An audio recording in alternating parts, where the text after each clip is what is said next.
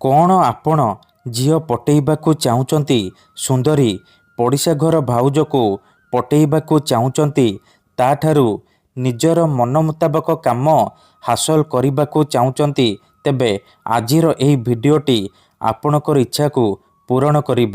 କାରଣ ଆଜିର ଏହି ଭିଡ଼ିଓଟିରେ ମୁଁ ଆପଣଙ୍କୁ ଶିଖେଇବି ଏମିତି ଏକ ମହାଶକ୍ତିଶାଳୀ ବଶୀକରଣ, ଯାହାର ପ୍ରୟୋଗରେ ଆପଣ ସୁନ୍ଦରୀରୁ ସୁନ୍ଦରୀ ଝିଅ ବା ସୁନ୍ଦରୀ ପଡ଼ିଶା ଘର ଭାଉଜକୁ ଅତି ସହଜରେ ପଟେଇ ପାରିବେ। ତା'ଠାରୁ ନିଜର ମନ ମୁତାବକ କାମ ହାସଲ କରିପାରିବେ।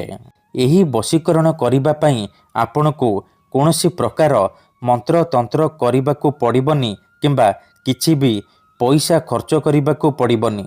କେବଳ ପରିସ୍ରା କରିବା ବେଳେ ଏହି 3ଟି ଶବ୍ଦକୁ 3 ଥର ପଢ଼ିବାର ଅଛି। ତାପରେ ଦେଖିବେ ଚମତ୍କାର।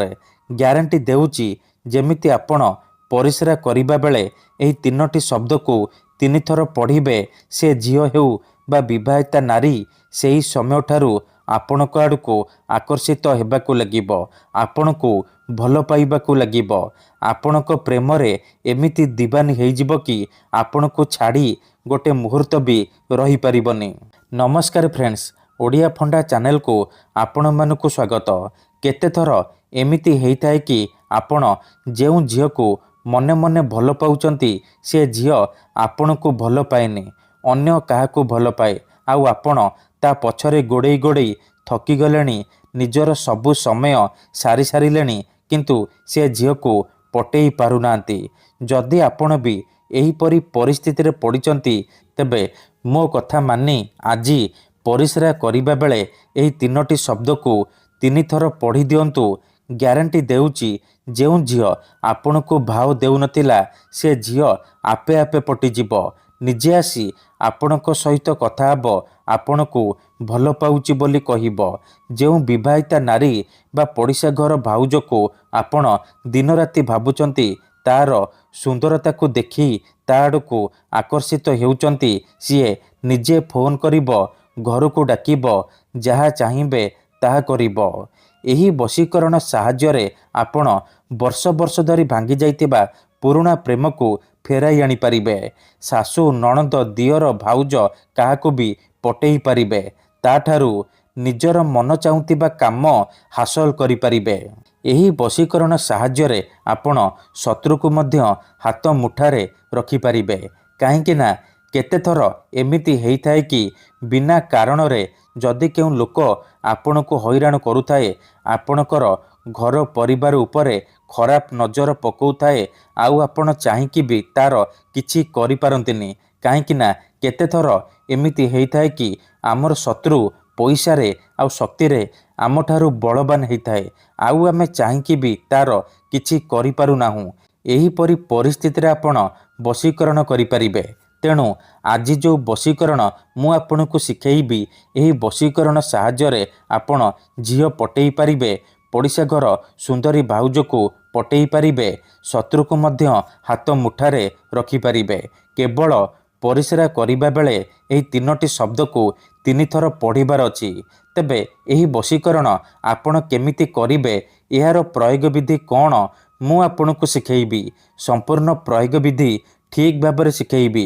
ଜାଣିବା ପାଇଁ ଭିଡ଼ିଓଟିକୁ ମୂଳରୁ ଶେଷ ପର୍ଯ୍ୟନ୍ତ ଧ୍ୟାନ ସହିତ ଦେଖନ୍ତୁ। ଅଧାରୁ ଛାଡ଼ିକି ପଳେଇଲେ କିମ୍ବା କାଟି କାଟି ଦେଖିଲେ ଆପଣ କିଛି ବି ବୁଝିପାରିବେନି। ପରେ କମେଣ୍ଟ କରିବେ, ଗୁରୁଜୀ ଆପଣଙ୍କର ବଶୀକରଣ କାମ କରୁନି। ତେଣୁ ଭିଡ଼ିଓଟିକୁ ଶେଷ ପର୍ଯ୍ୟନ୍ତ ଦେଖନ୍ତୁ, ପ୍ରୟୋଗ ବିଧିକୁ ଠିକ୍ ଭାବରେ ଶିଖନ୍ତୁ। ତାପରେ ଆପଣ ଏହି ବଶୀକରଣ କରିବା ପାଇଁ ଯିବେ। ଏହି ବଶୀକରଣ ଏତେ ଶକ୍ତିଶାଳୀ କି ଏହାର ପ୍ରୟୋଗରେ ହଜାର ହଜାର ଲୋକମାନେ ଲାଭବାନ ହେଇଛନ୍ତି। ଏହି ବଶୀକରଣ କେବେ ବି ଖାଲି ଯାଏନି। ତେଣୁ ମୋର ଆପଣମାନଙ୍କୁ ଅନୁରୋଧ କି ଏହାକୁ ଆପଣ ଭାବିଚିନ୍ତିକି ପ୍ରୟୋଗ କରିବେ। କାହିଁକି ନା ଯେଉଁ ଝିଅ ବା ନାରୀ ଉପରେ ଆପଣ ଏହି ବଶୀକରଣ ଗୋଟିଏ ଥର କରିଦେବେ, ସିଏ ସେହି ସମୟଠାରୁ ଆପଣଙ୍କ ଆଡ଼କୁ ଆକର୍ଷିତ ହେବାକୁ ଲାଗିବ, ଆପଣଙ୍କର ସବୁ କଥା ମାନିବ, ଆପଣ ତାକୁ ଯାହା କହିବେ ସିଏ କରିବ, କୌଣସି ପ୍ରକାର ବାଧା ଦେବ ନାହିଁ। ତେବେ ଏହି ବଶୀକରଣ ବିଧି ଜାଣିବା ପୂର୍ବରୁ ଯଦି ଆପଣ ଆମ ଚ୍ୟାନେଲକୁ ପ୍ରଥମ ଥର ଆସିଛନ୍ତି ତେବେ ଦୟାକରି ଚ୍ୟାନେଲକୁ ସବସ୍କ୍ରାଇବ୍ କରି ପାଖରେ ଥିବା ବେଲ୍ର ଆଇକନ୍କୁ ମଧ୍ୟ ଦବାଇ ଦିଅନ୍ତୁ, ଯାହାଦ୍ୱାରା ଆମେ ଯେଉଁ ବି ଭିଡ଼ିଓ ଅପଲୋଡ଼ କରିବୁ ସର୍ବପ୍ରଥମେ ଆପଣ ଦେଖିପାରିବେ ଆଉ ତାର ଲାଭ ପାଇପାରିବେ। ଚାଲନ୍ତୁ ଜାଣିବା ଏହି ବଶୀକରଣ ବିଧି କେମିତି କରିବେ। ମନେ ରଖନ୍ତୁ, ଏହି ବଶୀକରଣକୁ ଆପଣ ଶନିବାର ଦିନ କରିବେ। ସନ୍ଧ୍ୟାବେଳେ ଏହି ବଶୀକରଣକୁ କରିବେ। ପ୍ରଥମେ ଆପଣ କ'ଣ କରିବେ, ଖଣ୍ଡେ କାଗଜ ଆଣିବେ, କଳା କଲମ ଆଣିବେ। କାଗଜରେ ପ୍ରଥମେ ଆପଣ ସେଇ ଝିଅ ବା ସ୍ତ୍ରୀର ନାମ ଲେଖିବେ ଯାହାକୁ ଆପଣ ପଟେଇବାକୁ ଚାହୁଁଛନ୍ତି, ବଶରେ କରିବାକୁ ଚାହୁଁଛନ୍ତି। ଆଉ ତା ତଳେ ତ୍ରିମ୍ ତ୍ରିମ୍ ତ୍ରିମ୍ ଏହି 3ଟି ଶବ୍ଦ ଲେଖିବେ। ଲେଖିସାରିବା ପରେ ସେ କାଗଜକୁ ନେଇକି ଘର ବାହାରକୁ ଯିବେ, ଯେମିତି ଆପଣଙ୍କୁ କେହି ଦେଖିବେନି କିମ୍ବା ଡାକିବେନି। ତାପରେ ସେ କାଗଜକୁ ତଳେ ମାଟି ଉପରେ ରଖିବେ ଆଉ ଆଖି ବନ୍ଦ କରିକି ସେଇ ଝିଅ ବା ନାରୀକୁ ମନେ ମନେ ଭାବିବେ। ତାର ମୁହଁକୁ ନିଜ ମନରେ ଭାବିବେ। ଭାବି ସାରିବା ପରେ ଆପଣ କ'ଣ କରିବେ, ସେ କାଗଜ ଉପରେ ପରିସ୍ରା କରିବେ। ପରିସ୍ରା କରିବା ବେଳେ ଆପଣ ତ୍ରିମ୍ ତ୍ରିମ୍ ତ୍ରିମ୍ ତ୍ରିମ୍ ତ୍ରିମ୍ ତ୍ରିମ୍ ତ୍ରିମ୍ ତ୍ରିମ୍ ତ୍ରିମ୍ ଏହିପରି ଏହି 3ଟି ଶବ୍ଦକୁ 3 ଥର ପଢ଼ିଦେବେ।